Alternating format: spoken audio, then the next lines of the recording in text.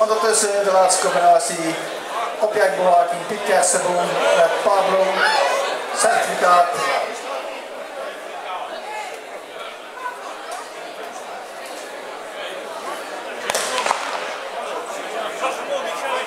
Pablo was de weg kwijt en ondertussen zichzelf herstelt.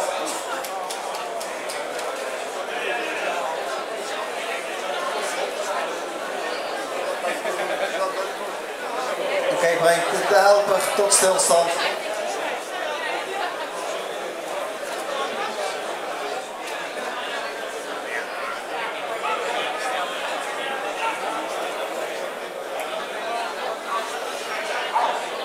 Tot stilstand is via een omweg gebeurd. Het zal beslist langzaam de punten totaal te zien zijn.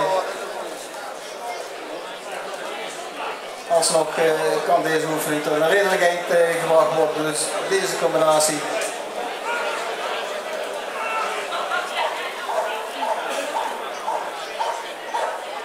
Zoals ze eerder proberen te zeggen, objectbewakingslandcertificaat met 398 punten.